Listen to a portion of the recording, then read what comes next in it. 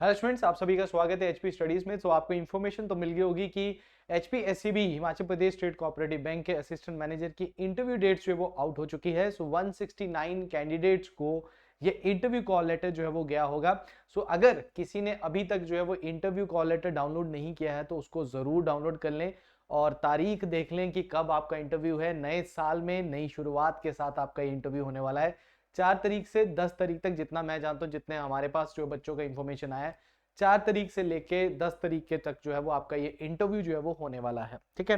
सो ये इस वीडियो में मैं थोड़ा सा आपको जानकारी देना चाहता हूं कि आपको क्या गाइडलाइंस वहां पे रखी गई हैं और क्या चीजें उन्होंने बोली हैं कि आपको अपने साथ लेकर जानी है, क्योंकि ये बहुत इंपॉर्टेंट है। वहां पे उन्होंने लिखा है कि इंटरव्यू से पहले आपकी जो चीजें चेक की जाएंगी। अगर उनको लगा कि जो डॉक्यूमेंट उन्होंने आपसे मंगाया है वो डॉक्यूमेंट आपके पास नहीं है तो वो आपको वहीं से वहीं जो है वो निकाल देंगे, डिस्क्वालीफाई करके आप भेजेंगे, आपका इंटरव्यू नहीं होगा। तो इसको थोड़ा सीरियसली लेना है। और थोड़ा यहाँ पे एक और चीज मैं बोलूंगा, करेक्टर सर्टिफिकेट के बारे में भी इन्होंने बोला है, जो कि आपके लोकल मजिस्ट्रेट या फिर आपके वहां पे कोई भी दैट इज इन्होंने ऑफिस बताया, वहां के थ्रू जो है वो आप करेक्टर सर्टिफिकेट बना सकते हो। इसकी कॉपी आप सभी के पास है, कॉपी सभी के पास है, आप आराम से जो है पढ़ सकते हैं। थोड़ी सी हेल्प जो है मैं यहाँ पे आपकी कर दूंगा। इस तरीके का परफॉर्मेंस जो आपको मिला होगा, डेट आपको मिली हुई है, पर्सनल इंटरव्यू असिस्टेंट मैनेजर का बताया हुआ है, टाइमिंग 9 AM पे जो इन्होंने 9 बजे का जो बताया है, दैट इज जो bank agriculture cooperative staff training institute संगती समर हिल में जो है वो आपको बोला गया है। सो ये जो जिस बच्चे का भी ये है उनको जो है वो 9 बजे बुलाया गया, ऐसे इसी तरीके से आपको भी जो है वो डिफरेंट तारीख को जो है वो बुलाया गया होगा। ठीक है। एक चीज आपको ध्यान में रखनी है कि जो भी चीजें आपको मंगाई गई है यहाँ पे उनका ध्यान में रखना है। तो वो चीज मैं यहाँ पे डिस्कस करूंगा आपसे। पहली चीज यहाँ पे एक एक करके डिस्कस करेंगे। यहाँ पे सबसे पहले इन्होंने बोला, please bring with you the set of attested self attested copies of all certificate testimonial along with you all original documents issued by the concerned competent authority in support of information furnished by you and your application form for the said post which are broadly mentioned below। तो उन्होंने बोला है कि आपको क्या करना है, set of attested और सेल्फ कॉपीज, जो भी आपके सर्टिफिकेट्स हैं, जितने भी सर्टिफिकेट ये मांगेंगे उनकी कॉपीज चाहिए और वो सेल्फ अटेस्टेड या अटेस्टेड होनी चाहिए या टेस्टेड विद ओरिजिनल डॉक्यूमेंट्स। उसका ओरिजिनल डॉक्यूमेंट, तो जो भी फाइल आप लेके, तो फाइल अच्छी लेकर जाना यार। ठीक है, फाइल बिल्कुल अच्छी सी, मार्केट में जाओगे बढ़िया है, आपने रखी भी होगी, अपने डॉक्यूमेंट्स भी रखे होंगे, बाकी डॉक्यूमेंट्स को निकाल देना, सिर्फ वही डॉक्यूमेंट्स रखना उस फाइल के अंदर जो कि वहां पे मांगे गए हैं उनसे। ठीक है। तो जो भी इंफॉर्मेशन जैसे मेट्रिकुलेशन का है, आपकी डिग्रीज है, यही बोला उसने यहाँ पे, आपका मेट्रिकुलेशन सर्टिफिकेट है, ठीक है, उसको प्रॉपर जो है वो शीट होती है, उसमें प्लास्टिक की शीट होती है, उनके बीच में रखना है आपने, और उनकी फोटो कॉपीज भी साथ में। और याद रखना, that should be in A sequence way. Sequence में मतलब मेट्रिकुलेशन है, फिर 12th है, फिर ग्रेजुएशन है, फिर पोस्ट ग्रेजुएशन है, तो उनको सीक्वेंस में, पोस्ट ग्रेजुएशन है तो उनकी डिग्रीज के साथ साथ उनकी मार्कशीट्स भी, तो पहले 1 2 3 आपका marksheets, then degree, then post graduation marksheet and then फिर द डिग्री, वो प्रॉपर होनी चाहिए। और जब आप उसकी फोटो कॉपी लगाओगे, that should be also in a, that is a systematic way, it presents your, that is आप एक प्रोफेशनल हैं और आप एक अच्छे तरीके से जो है वो काम करना चाहते हैं, डिसिप्लिन्ड आप है। ठीक है। तो आपने उसको सीक्वेंस में जो है वो रखना है। तो आपका मेट्रिकुलेशन का सर्टिफिकेट होना चाहिए, जो भी degree, diploma along with marksheet जो है वो आपको यहाँ पे एजुकेशनल क्वालिफिकेशन जो है वो आपको दिखाने के लिए proper document from concern board and university जो आपको मिलता है। और अगर आप यहाँ पे, आपके पास मान के चलिए कि आपका रिजल्ट आ चुका है और आपके पास उसकी मार्कशीट नहीं है, तो आपको अपनी यूनिवर्सिटी और इंस्टीट्यूट से एक सर्टिफिकेट बना के वहां से लाना पड़ेगा। ठीक है। और जिनकी सीजीपीए है, जैसे कॉम्युलेटिव ग्रेड पॉइंट एवरेज होता है या ओवरऑल ग्रेड पॉइंट होता है, तो awarded the candidate will have to produce a certificate issued by the appropriate authority inter alia stating that norms of board and university regarding conversion of grade into percentage and the percentage of marks scored by the candidate in terms of the norms। तो जो भी percentage इन्होंने मांगी, उस percentage जो GD आपका CGPA या ओजीपी है, वो आपको कंसर्न एप्रोप्रिएट जो आपकी अथॉरिटी होगी या बोर्ड यूनिवर्सिटी होगी वो आपको करवाना पड़ेगा। उसके बाद बैंकिंग एक्सपीरियंस सर्टिफिकेट अगर आपके पास है, क्योंकि इसमें बैंकिंग एक्सपीरियंस मांगा है, तो जिस बैंक में आप काम करते हैं, जैसे banking certificate if any duly signed by the competent authority and the experience certificate possessed by the candidate must be from a bank. तो बैंक के द्वारा ही आपको सर्टिफिकेट मिलेगा, बैंक के द्वारा ही आपको एक्सपीरियंस सर्टिफिकेट मिलेगा। और एक्सपीरियंस सर्टिफिकेट जो है any agencies, cash collection agency और other empanelled with any bank will not be considered. तो experience certificate for any agency जैसे कैश कलेक्शन एजेंसी और other empanelled with any bank will not be considered. तो अगर आपका banking experience certificate है तो वो आपको कंपनी अथॉरिटी के थ्रू ही जो है वो आपको लाना पड़ेगा। इन case of the candidate working in the government और सेमी गवर्नमेंट ऑर्गेनाइजेशन, तो वहां से आपको एनओसी भी लानी पड़ेगी। ठीक है, और without NOC she will not be allowed to appear in the interview process. अगर आप गवर्नमेंट जॉब में है या फिर सेमी गवर्नमेंट जॉब में है तो आपको वहां पे एनओसी लानी पड़ेगी वहां से। Category, sub category, SC, ST, OBC, EWS, BPL, ex serviceman, इन सब के लिए भी इन्होंने बोला है। सबसे पहले बोला है कि ओबीसी कैटेगरी अगर आपकी है तो आपका सर्टिफिकेट 1 साल पुराना होना चाहिए, बस ये चीज का ध्यान रखना। ये छोटी छोटी चीजें हैं। क्रीमी लेयर का आपके पास सर्टिफिकेट होना चाहिए, अगर क्रीमी लेयर के नीचे है वो ओबीसी के सर्टिफिकेट में लिखा होता है, ठीक है। तो यहाँ पे 1 ईयर, क्रीमी लेयर तो आपको पता ही होगा ना, ये चीज का ध्यान रखना। तो क्रीमी लेयर जो है ये आपकी, क्रीमी लेयर कौन सी, जो कि हिमाचल में क्रीमी लेयर क्या है ओबीसी की, सेंटर की नहीं। जैसे ईडब्ल्यूएस की 4 लाख है, सेंटर में 8 लाख है, ठीक है। तो यहाँ पे आपने क्रीमी लेयर के हिसाब से आपने करना है। तो OBC category are required to submit latest OBC certificate which should not be more than 1 year old. तो मतलब टाइम ऑफ इंटरव्यू में 1 साल पुराना नहीं होना चाहिए, अगर है तो अभी बना लो। तो OBC candidate are also required to submit an undertaking stating that is her status has not been changed और she is not including in the category of the creamy layer. ये भी सर्टिफिकेट आपको साथ में लगाना पड़ेगा कि आप लोग क्रीमी लेयर में नहीं आते हैं, ठीक है। The candidate belonging to BPL और आईडीपी कैटेगरी में है तो उनका सर्टिफिकेट जो है वो 6 महीने पुराना नहीं होना चाहिए, मतलब 6 महीने से ज्यादा पुराना नहीं होना चाहिए, ये ध्यान में रखना है आपने, ठीक है। उसके बाद candidate applying under EWS category और जो will have to submit income asset certificate valid BPL certificate countersigned by the BDO. तो बीडीओ के थ्रू जो है आपके सर्टिफिकेट, इनकम सर्टिफिकेट ईडब्ल्यूएस वालों के बनने होने चाहिए। And supplemented by the non SC ST OBC certificate issued by the computer authority and format prescribed by the HP government. The candidate belonging to ex serviceman category, जो ex serviceman है वो अपना discharge certificate लेकर आए और other related document हैं जो कि प्रूफ बताएंगे कि आप एक्स सर्विसमैन हैं।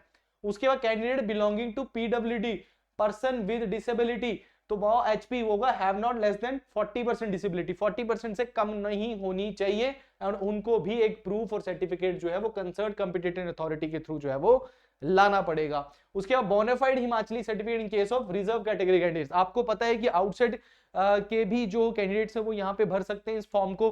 तो यहाँ पे इन्होंने बोला है कि जो बच्चे रिजर्व कैटेगरी के हैं हिमाचल प्रदेश के, वो बोनाफाइड हिमाचल सर्टिफिकेट जरूर लेकर आए, वरना आपको जनरल कैटेगरी का माना जाएगा।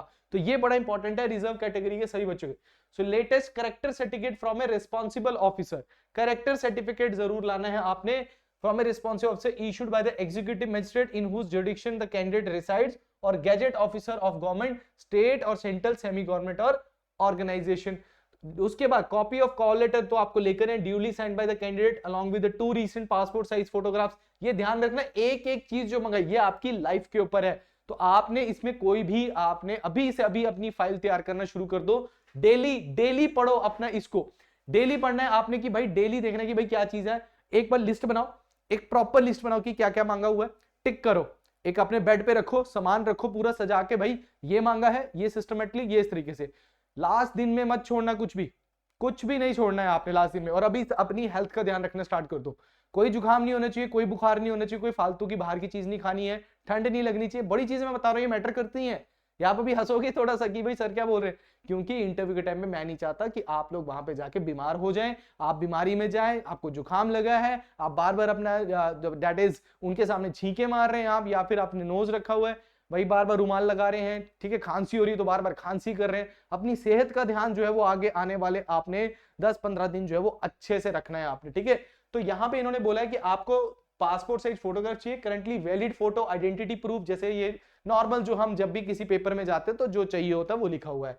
अदर कंडीशंस क्या लिखी है इन्होंने यहाँ पे, ठीक है, ये मेन चीजें इन्होंने मांगी है, इनको अपने साथ रखना है, कॉपी भी रखनी है। और याद रखना 2-2 कॉपी रखोगे आप, एक कॉपी नहीं रखोगे, 2 कॉपी, 2 फोटो मांगी है 5 रखोगे, ये चीज का ध्यान रखना, क्योंकि कभी भी कुछ भी हो सकता है यार। एक कॉपी नहीं मिल रही तो दूसरी हमारे पास होती है, तो एक सेट अलग से रखना कॉपी का, एक सेट अलग से रखना, और उसको सेल्फ अटेस्टेड जो है वो करना ही करना है आपने, ठीक है। Please note that admission for the interview process purely provisional and subject to the verification of candidates eligibility as per the bank service rule। तो सबसे पहले यह कि इंटरव्यू प्रोसेस जो है वो आपका प्योरली प्रोविजनल है। और दूसरी चीज कि आप जब तक डॉक्यूमेंटेशन आपकी होगी या वो देखेंगे कि आपने ओबीसी में भरा है और आपने बोनाफाइड लाया है कि नहीं लाया, तो वो चेक करके अगर आपको लगता है कि उनको लगता है कि भाई नहीं जी भाई कैंडिडेट ने तो भाई लिखा ओबीसी है, ये है नहीं, क्रीमी लेयर में ये आता है और ये क्रीमी लेयर का सर्टिफिकेट जो है वो लाया नहीं कि ये क्रीमी लेयर से कम में आता है, 8 लाख से कम आती है फैमिली इनकम, तो वो आपको वहीं पे रिजेक्ट जो है वो कर देंगे। Eligibility caste type ex serviceman, आपको उसका क्या लेकर जाना है, दैट इज सर्टिफिकेट जो साथ में रखना है। Candidate belonging to all reserve categories, और सबको उनको बोनाफाइड अपने साथ लेकर जाना, अगर नहीं होगा तो उनको जनरल कैटेगरी में ही ट्रीट जो है वो किया जाएगा यहाँ पे। In case the candidate fails to produce any of the required valid certificates, तो वहीं से उसको क्या कर दिया जाएगा, निकाल दिया जाएगा यहाँ पे, क्योंकि जो भी डॉक्यूमेंटेशन वो मांगी है वो सारी आपकी होनी चाहिए, क्योंकि जो आपने फिल की है वो उसके साथ मैच जो है वो करेंगे। Offer for appearing for interview shall not be constructed an offer for appointment in the bank, या ठीक है, आपको इंटरव्यू को बुलाया, इसका मतलब आपको बैंक में ऑफर कर दिए जॉब, ठीक है, आपको पहले सेलेक्ट करेंगे, उसके बेस पे आपका मेरिट बनेगी। नो इलेक्ट्रॉनिक गैजेट्स, ठीक है, इलेक्ट्रॉनिक डिवाइसेस, मोबाइल, वॉचेस, कुछ नहीं मत लेके जाना, कुछ मत लेके जाना, कोई वॉच नहीं, कोई स्टाइल नहीं मारना हमने वहां पे, ठीक है। कानों में अगर कुछ पहनते हो तो वो मत पहन के जाना, ठीक है। प्रॉपर कॉलर, लड़कों के लिए तो मैं बता दूंगा, अगर आप यहाँ पे एक अच्छा कोट और टाई अगर पहन के जाएंगे, लाइट कलर की शर्ट पहन के जाएंगे, that will be better for you. और हेयर कट बिल्कुल आपका एक डिसेंट हेयर कट होना चाहिए, और शेव्ड, क्लीन शेव्ड आप अगर जाएं, तो अगर आप शर्माते हैं तो बियर्ड जो है वो आपकी प्रॉपर जो है वो कटिंग जो है वो होनी चाहिए। अदरवाइज मैं तो यही कहूंगा कि आप क्लीन शेप में ही जाएं, अगर मूछें रखना चाहते हो तो मूछें रख लीजिए, बट प्रॉपर आपका ड्रेसिंग जो है वो होना चाहिए, ठीक है। ये चीज का आप ध्यान रखना, जो हमारे मॉक में जब आओगे तो मैं आपको जरूर जो है उसके बारे में जरूर बताऊंगा। नो टीएडीए, ठीक है, जैसे एसएसबी इंटरव्यूज में होता है, जब आप जाते हो तो आपको इंटरव्यू का फेयर का जो है वो मिलता है, वो आपको यहाँ पे कुछ भी नहीं मिलेगा। नो रिलेटिव एंड फ्रेंड्स, किसी को भी लेकर मत जाइए, वहां पे खुद जाइए, अगर है भी हैं तो होटल में तक ही रखिए उनको, क्योंकि वहां पे उन्होंने बोला कि कोई भी अलाउड नहीं होगा इंटरव्यू वेन्यू में, ठीक है। And however the candidates with benchmark disability, जिनको डिसेबिलिटी है, who have opted for scribe facility during examination can request for assistance for guardian या फिर relative during the security of the scrutiny of the documents at the time of interview subsequent selection if candidate found guilty of misbehaving, वहां पे जाके मतलब चुपचाप रहना है, कोई ज्यादा बातचीत नहीं, मतलब ठीक है बातचीत कर रहे हैं, डिसेंट वे में कर रहे हैं, किसी के साथ बदतमीजी नहीं करनी, वहां के स्टाफ के साथ नहीं करनी है ना, पानी दो मुझे यहाँ पे दो, ये नहीं है, तो वो एक बिहेवियर भी चेक करता है। Interview is just because of that कि आपकी पर्सनैलिटी देखी जा रही है, आपका माइंड देखा जा रहा है, नॉलेज उनको पता है कि हाँ भाई आप क्या बोलते हैं, अच्छा आपने पेपर क्लियर किया, बट अब आप एक एज ए असिस्टेंट मैनेजर बनने के लायक भी हैं कि नहीं है, तो वहां पे कुछ भी आपको दैट इज कुछ भी करने का अलाउड नहीं है। अगर मिसबिहेव वगैरह कुछ भी होता है अथॉरिटी के साथ तो आपको निकाल दिया जाएगा, ठीक है। सो bring that is canvassing or by or on behalf of a candidates or to bring political or other outside influence, तो ठीक है, सिफारिश वगैरह मत लगाना यार, ठीक है। उन्होंने पहले ही लिख दिया कि यहाँ पे अगर सिफारिश लेकर अगर आप आते हैं तो वो डिस्क्वालीफाई कर दिए जाओगे, और डेट और टाइम इंटरव्यू जो है वो आपका चेंज नहीं होगा। तो candidate should take note that document submit to the bank should be valid on the date of interview and should not be issued by the competent authority on the prescribed format as notified by the state government from time to time। तो ये general manager जो है उन्होंने sign किया है यहाँ पे, ये आपको ध्यान में रखना है। अब एक दो चीजें मैं भी आपके साथ शेयर करना चाहता हूँ। आपने क्या देखना है कि मैंने आपको एक ना फ्री मॉक इंटरव्यू की जब मैंने वीडियो डाली थी आपको, ठीक है, उसके लिए मैंने आपको बताया था फ्री मॉक इंटरव्यू, तो वो ध्यान में रखना कि उस इंटरव्यू में मैंने बताया कि आपको किन किन चीजों का ध्यान रखना है, ठीक है। तो वो चीजें पढ़ लेना, खासकर एचपीजीके को पढ़ लेना, आप लोगों ने एचपीजीके को थोड़ा नॉलेजेबल रखना। उसके बाद अपने प्लेस के बारे में, अपनी फैमिली के बारे में, अपने बारे में थोड़ा सा, ठीक है, अपने बारे में थोड़ा कर लेना। दूसरा, आपको बैंकिंग की टर्म्स, जितनी भी बैंकिंग टर्म्स हैं एचपीएससीबी के बारे में थोड़ा सा कर लेना, और that is banking in Himachal Pradesh, banking in Himachal Pradesh, HP problems को थोड़ा सा कंसीडर कर लेना। आपको इकोनॉमिक सर्वे को थोड़ा सा पढ़ के जाना, डाटा जो है इस टाइम पे थोड़ा सा आपको पता होना चाहिए, और खासकर बैंकिंग सेक्टर को पढ़ के जाना।